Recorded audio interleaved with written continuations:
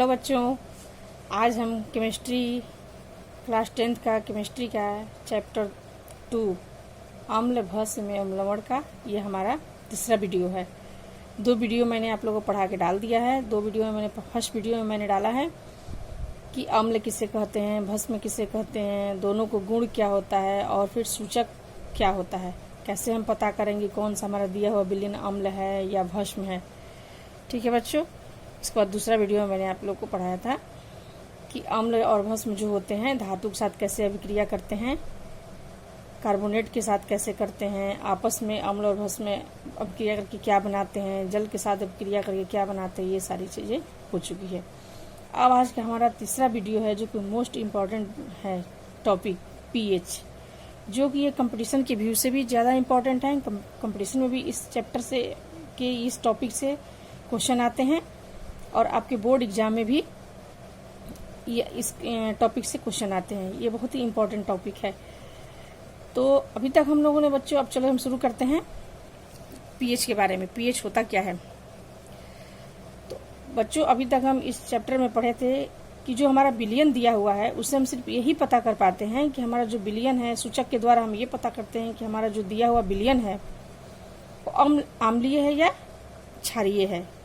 जो विलयन हमारे पास है वो अम्ल है या भस्म है, इसको हम सूचक के द्वारा पता करते थे। लेकिन अब हम पीएच के द्वारा ये पता करेंगे कि जो हमारा दिया हुआ अम्ल है वो प्रबल है या दुर्बल है। इस पीएच से यही पता करते हैं कि हमारा जो अम्ल की शक्ति है वो कितनी है, दुर्बल अम्ल है या प्रबल अम्ल है, दुर्बल क्षार है या प्रबल क्षार है या उदासीन है।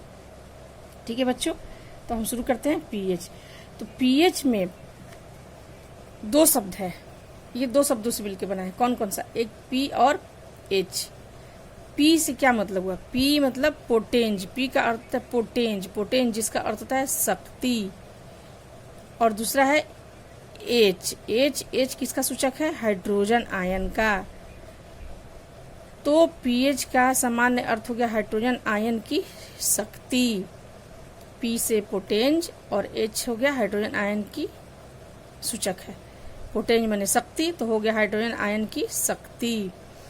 तो बच्चों इस हाइड्रोजन आयन की सांद्रता ज्ञात करने के लिए एक वैज्ञानिक ने पीएच स्केल बनाया कि हम कैसे ज्ञात करेंगे हाइड्रोजन आयन की सांद्रता। उसके लिए एक पीएच स्केल दिया। उस वैज्ञानिक का नाम क्या है? एसपीएल सोरेंस। एसपीएल सोरेंस ने एक स्केल दिया जिसे कहते हैं पीएच स्केल। उस स्केल से हम देखते हैं कि हमारा पीएच का मान कितना रहेगा। तो हमारा जो दिया हुआ विलयन है अम्लीय है या क्षारीय है। अगर अम्लीयता है उसमें तो दुर्बल है कि प्रबल है, क्षार है तो दुर्बल है कि। देखते हैं, ये हमारा पीएच स्केल हो गया। पीएच का मान 0 से लेके 14 तक होता है। तो ये हमारा देखिए आप क्या हो गया, पीएच स्केल हो गया। पीएच स्केल बीच में मैंने ये 7 है, देखिए 0 1 2 3 4 5 6 7 8 9 10 11 12 13 14। तो बीच में जो हम ये दिए हैं 7 स्केल पे, 7 क्या? 7 जब पीएच का मान 7 होता है तो उसको हम मानते हैं कि वो हमारा विलयन क्या है? उदासीन है। और अगर 7 से कम हो जाता है तो हमारा वो विलयन क्या हो गया? अम्ल हो जाएगा। लेकिन अम्ल होगा तो कितना अम्ल होगा, दुर्बल है कि प्रबल है, ये देखेंगे। तो जैसे जैसे हम ये 6 है, 5 है, 4 है, 3 है, 2 है, 1 है, मतलब कि जब 6 से 1 की तरफ जैसे हम बढ़ते हैं तो हमारी क्या होती है?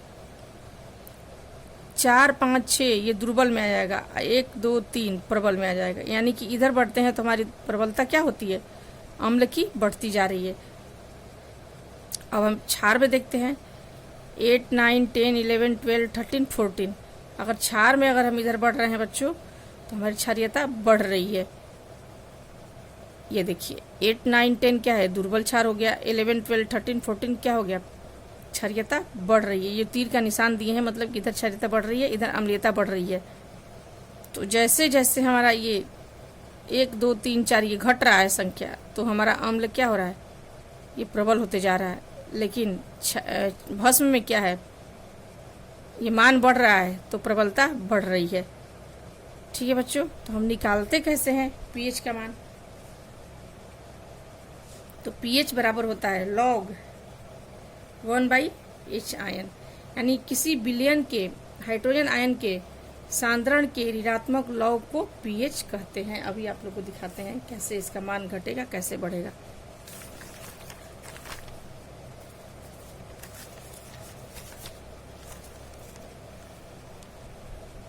पीएच बराबर मैंने क्या आप लोग को बताया, log 1/H आयन। इससे क्या समझ में आ रहा है बच्चों कि अगर H आयन यानी कि हाइड्रोजन आयन की अगर सांद्रता बढ़ती है तो पीएच का मान घट जाएगा। तो जब पीएच का मान घटेगा तो हमारा क्या होगा, आप लोग स्केल में देखे थे, ये स्केल हो गया मान लीजिए मेरा 1 2 3 4 5 6 7। 7 पे क्या था, उदासीन था, उदासीन। 8 8 9 10 11 12 13। इधर क्षारीयता बढ़ रही है, इधर आम्लीयता बढ़ रही है, इधर क्षारीयता बढ़ रही है। तो देखिए अगर H आयन की सांद्रता ज़्यादा होगी तो pH का मान कम होगा, चूंकि ये अपोजिट है, उल्टा है। तो pH का जब मान कम होगा तो हमारा अम्ल क्या होगा, प्रबल होगा, अम्ल का मान बढ़ जाएगा। ये प्रबल अम्ल हो गया, अम्ल की मान कम हो रही है। तो अगर H आयन की सांद्रता कम होगी तो pH का मान ज़्यादा होगा। जब pH का मान ज़्यादा होगा तो दुर्बल अम्ल होगा। ये देखिए जब pH का मान कम होता है, pH का मान, तो अम्लीयता ज़्यादा होती है, इसमें दिखाया गया है स्केल। ठीक है, तो आप समझ गए कि अगर pH का मान 7 से जितना कम होगा विलयन उतना ही अम्लीय अधिक होगा, और pH का मान 7 से जितना ही अधिक होगा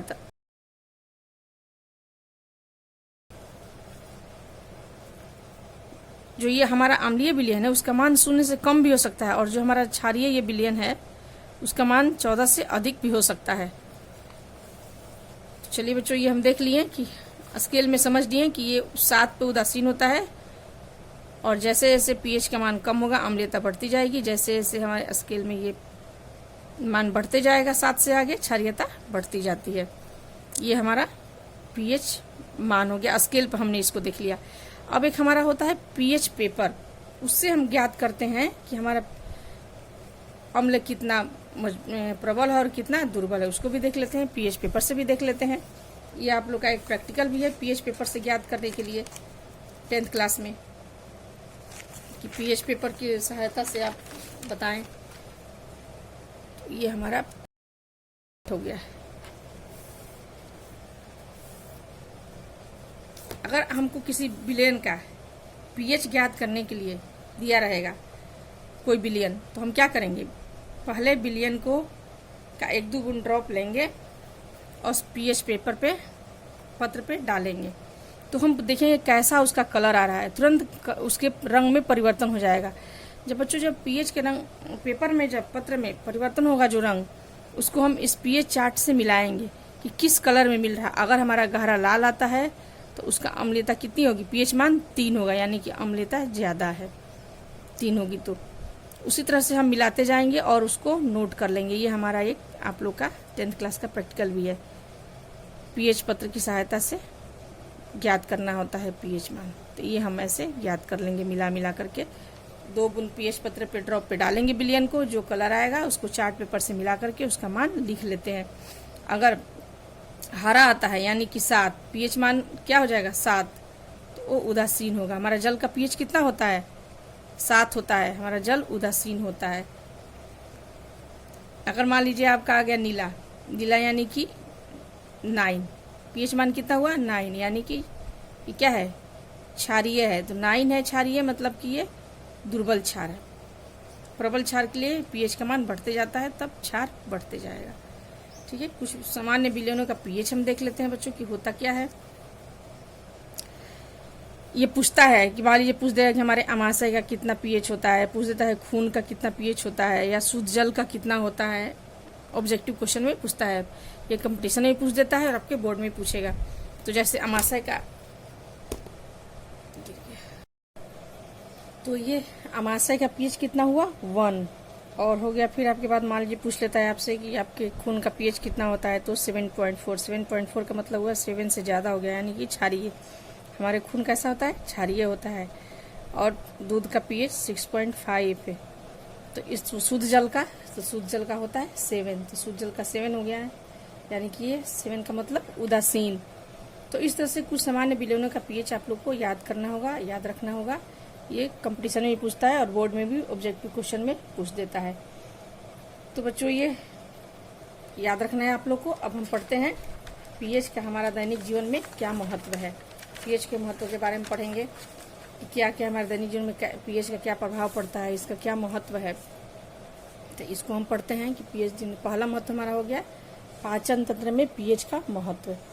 तो पाचन तंत्र में इसका क्या महत्व है, तो देखते हैं हम पाचन तंत्र में इसका क्या महत्व होता है। पाचन तंत्र में महत्व पहला, तो आप लोग बच्चों पढ़े होंगे जब आप पाचन तंत्र पढ़ रहे थे, तो उसमें जब हमारा भोजन पेट में पहुंचता है यानी कि आमाशय में पहुंचता है, तो पाचन तंत्र के समय आप लोग याद होगा आप लोग को कि क्या होता है। आमाशय में एक अम्ल का सिक्रीट होता है, अम्ल सिक्रीट होता है, यानी कि अम्ल का स्राव होता है। वो कौन सा अम्ल होता है?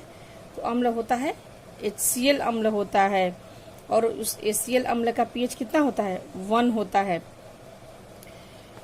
तो ये जो जब अम्ल का पीएच 1 रहता है, तब तक तो हमारे शरीर को कोई नुकसान नहीं पहुंचता है, ये सुरक्षित रहता है। लेकिन कभी कभी क्या होता है, अपच के कारण जब पेट में अम्ल की मात्रा एक निश्चित सीमा से ऊपर हो जाती है, तो हमारे पेट में क्या होता है? गैस और जलन होने लगती है। और उस गैस और जलन की वजह से क्या होता है, हमें एसिडिटी, हमारे पेट में आमाशय में एसिडिटी बढ़ जाती है, जिससे इसके प्रभाव को नष्ट करने के लिए हमें हल्के भस्म का इस्तेमाल करना पड़ता है, जिसे हम कहते हैं एंटासिड। और वो एंटासिड में हम क्या लेते हैं? मिल्क ऑफ मैग्नीशियम, यानी कि मैग्नीशियम हाइड्रोक्साइड और सोडियम हाइड्रोजन कार्बोनेट जैसे हल्के भस्म प्रायः इस्तेमाल किया जाता है। लेकिन हम गलती क्या करते हैं बच्चों, जब हमारे पेट में एसिडिटी बनती है तो हम लोग नींबू पानी पी लेते हैं, और नींबू पानी पीने से और क्या होता है, हम एसिडिटी और बढ़ जाती है। ये गलती नहीं करना चाहिए, हमें हल्के भस्म का उपयोग करना चाहिए। वो हल्के भस्म क्या होता है? एंटासिड। उसको क्या कहते हैं? एंटासिड कहते हैं। अब दूसरा हम देखते हैं कि हमारा क्या प्रभाव है पीएच का। तो पीएच परिवर्तन का दांतों पर क्या प्रभाव पड़ता है। तो हमारे मुंह का पीएच क्या होता है? 5.5 होता है। जब हम शर्करायुक्त भोजन करते हैं, यानी कि सुगरी भोजन जब करते हैं, तब यह मुंह में मौजूद हमारे बैक्टीरिया जो होता है क्या करता है, उसको अपघटित करके अम्ल बना देता है, और मुंह का पीएच 5.5 से कम हो जाता है, यानी कि और अम्ल बढ़ जाता है। जिससे क्या होता है, हमारे जो दांत होते हैं किससे बने होते हैं? सबसे कठोर पार्ट क्या होता है शरीर का? इनामेल, दांत का। तो उसका क्या होता है? क्षतिग्रस्त होने की संभावना हो जाती है, क्षतिग्रस्त होने लगता है ज्यादा अम्ल बनने से मुंह में। तो इससे बचाने के लिए हम क्या करेंगे? तो अम्ल को नष्ट करने के लिए हमें क्या करना होता है? क्षार का यूज करना पड़ता है।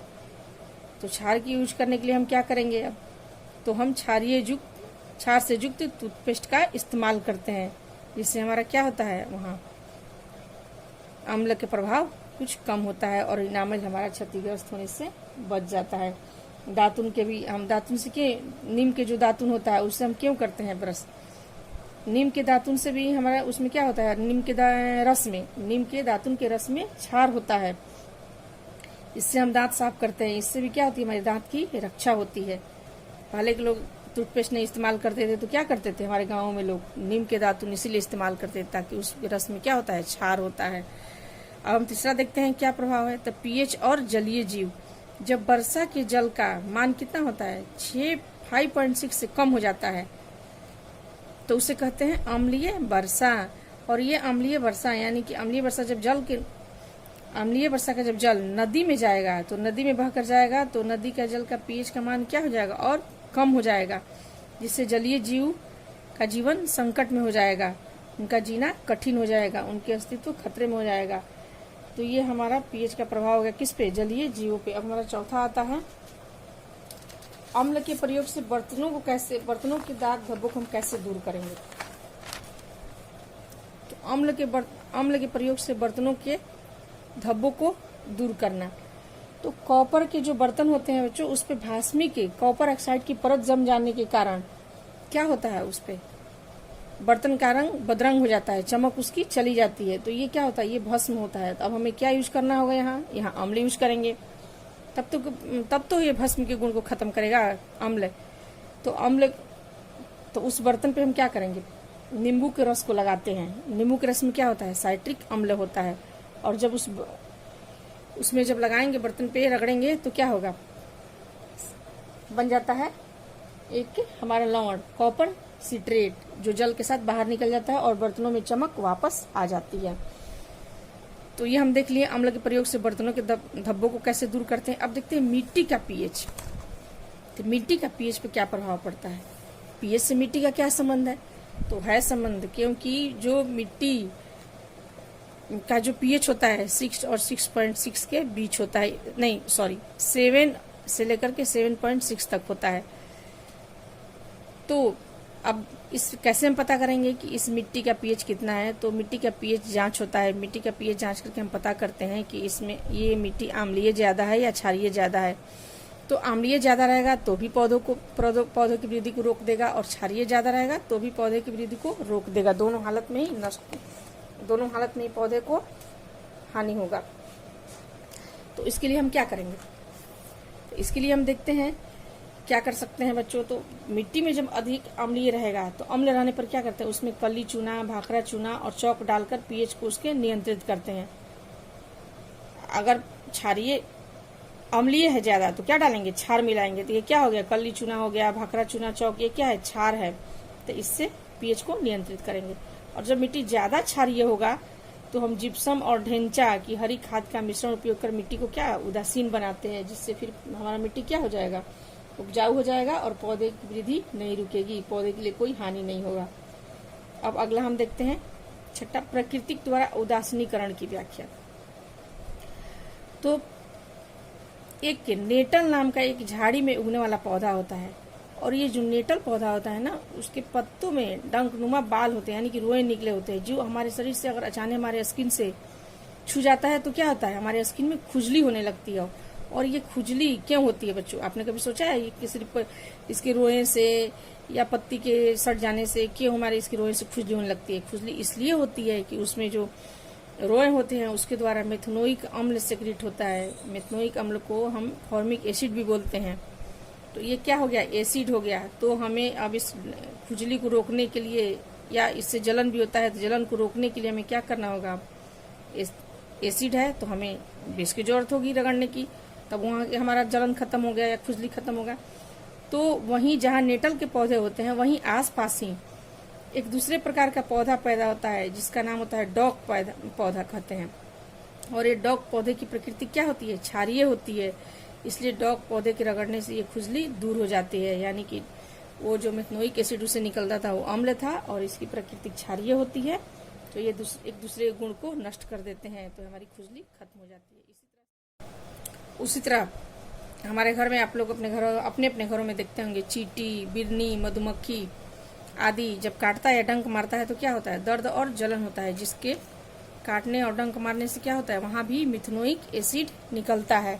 और ये मिथनोइक एसिड जब हमारे शरीर के अंदर जाता है तो रक्त के साथ मिल करके कार्बन मोनोऑक्साइड बनाता है, और यही जिससे दर्द एवं जलन पैदा होती है। तो यहाँ भी अगर हम ये मेथनोइक एसिड है, अम्ल है, तो यहाँ हम इसके डंक को या जलन को खत्म करने के लिए हमें क्या चाहिए, क्षार की आवश्यकता पड़ेगी, भस्म की आवश्यकता पड़ती है। तो डंक मारे के स्थान पे हम क्या करते हैं, बेकिंग सोडा या अन्य किसी क्षारक का या भस्म का उपयोग करते हैं, जिससे क्या होता है, हमारा जलन खत्म हो जाता है।